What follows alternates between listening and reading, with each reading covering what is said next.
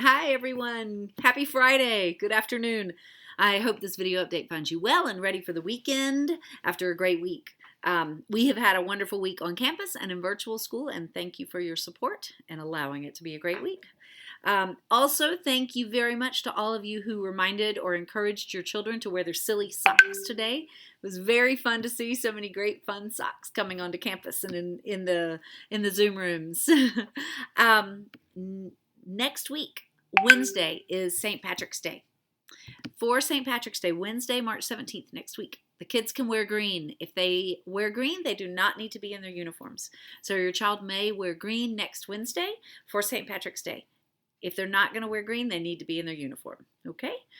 Also, next week, World Down Syndrome Day is coming up. It's over Semana Santa. So we're going to honor it next Friday, March 19th, the last day before Semana Santa, before our spring break.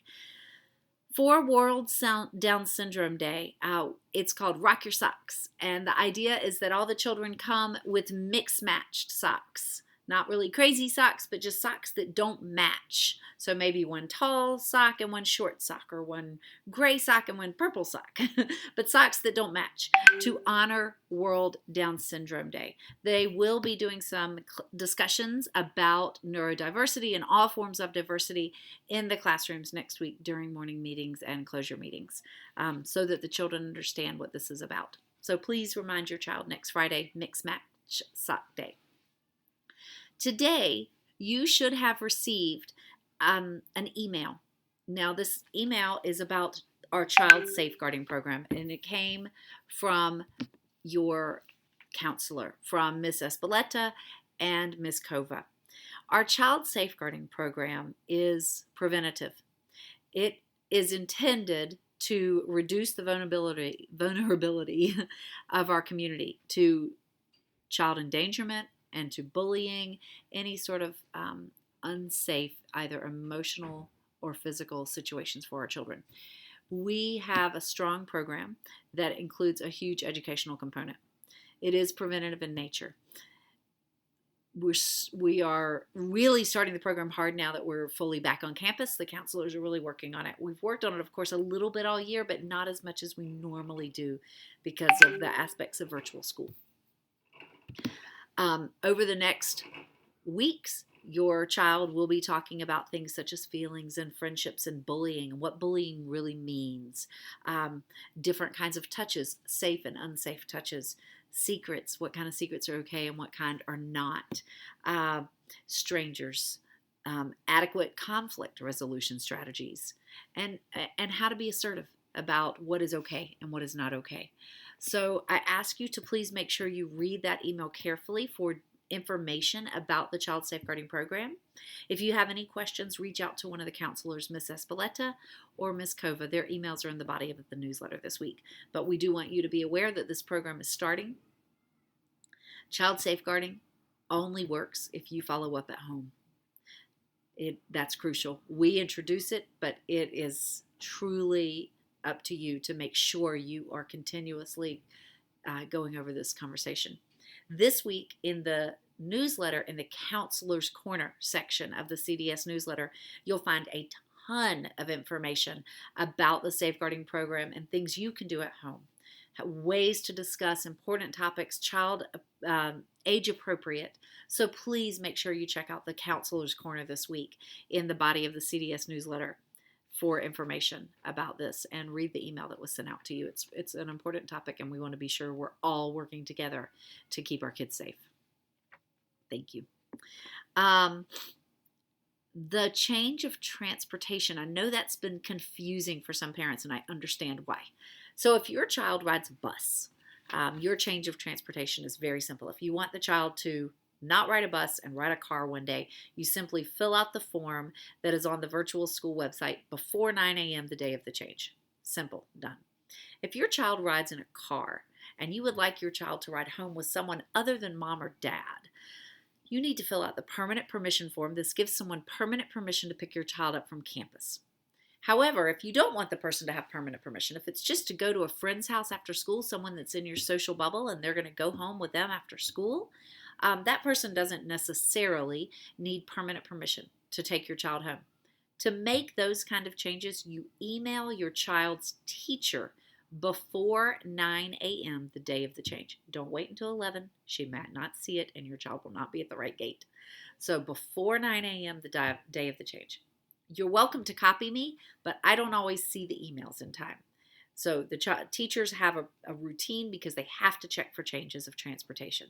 So if you want your child to go home with someone other than mom or dad, you need to fill out the permanent permission form, but that is not the change of transportation. That is only giving permission. If you want your child to go home with someone that doesn't have permanent permission or make a change of who they go home with, you email your child's teacher before 9 a.m. the day of the change. I know that this has been confusing. Getting our changes of transportation has taken some time to get it right, and obviously we're still working on it. So I appreciate your help and your understanding. And many of you have really been working hard to make sure we know exactly where your children are going every afternoon for dismissal, and I appreciate that. So thank you. I did put a note about this in the body of the newsletter again, and I linked the forms again. But both of those forms, the permanent permission and the bus form, can both be found always on the virtual school website. So you don't have to go back and dig through the newsletters. Term 3 report cards. Early childhood children, your report cards are going to look exactly the same as they have for the past year. There's no 1 to 4 grading. They are narrative forms. Elementary, you will be going back to 1 to 4 grading for this term and for next term. So your children will be getting a 1 to 4 grade as well as comments on your report card. Report cards come out the Friday we return from spring break, so April 9th. On that Friday, they will be published on iSAMS for you to check your iSAMS account and be able to see your child's report card. I urge you to check that account this week and make sure you know how to get in so that the week we return, you're able to get in and see your child's report card with no problem.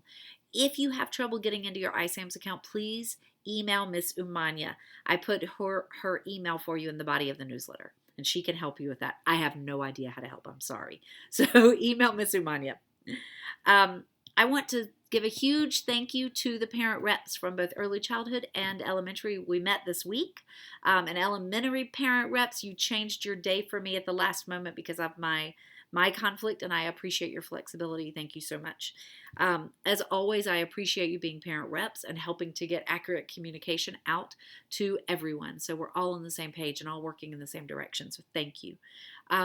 Those of you who are not reps, please make sure you read the parent rep minutes. They'll send minutes, notes from our meetings out. Make sure you read those so you know what's happening, what's coming up, everything that's going on. If you have questions, reach out to your parent rep and ask. For students on campus, if your child is coming to campus and you drive your child to school, or anyone drives your child to school, if your child comes to school in a car, please note we will not open car doors in the morning or in the afternoon to put your children in the car or get your children out of the car until everyone in the car has on the mask. We cannot come in the car and help you put your child's mask on. That puts every staff member here at risk. That puts your family at risk. So you need to make sure before you drive up that everybody has their mask on. If you need to, you can pull off to the side and help your child. I know younger children need help, so it's fine to pull out of the line and help your child get the mask on. That's fine. But we're not going to open car doors until everyone has the mask on. I appreciate your understanding with this. It is to keep you, your family, and our entire community safe. It is not safe for us to really get in. We have to come into your cars to do that, so that's not okay. So thank you for your help with that and understanding. Also, if you bring your child to school, people have been getting later and later and later, and I know that traffic has increased. I come out here every day too, and I know that traffic coming from Escazú and Santana has increased on the 27. You need to make allowances for it. We need your child here by 7:55. So please leave your house 5 or 10 minutes earlier in the morning. When your child is here after 7:55, he or she is late to class. That's not a good way for your child to start their day. It is also a huge inconvenience to everyone who works at the gate, as we all have places we have to be at 8 o'clock. And there's no one to get your child and help your child through the protocols. So we really need your support. So just make adjustments, and please make sure you're at the gate by 7:55. Today, we had cars still coming at 8:15. everyone was late to meetings, because of that. So it's just not okay. So thank you very much for your help and your support with that. I appreciate it. The last thing is I do encourage you to take a look at the newsletter this week. At the bottom, you'll find the upcoming dates. There's a lot of upcoming dates for you. So please make sure you read through those. If you have questions about anything coming up, just let me know.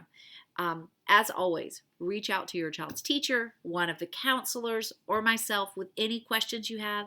We also have some really exciting things coming up in April and May. We have Earth Week and Book Week coming up in May. So if you have suggestions for activities, share them, please.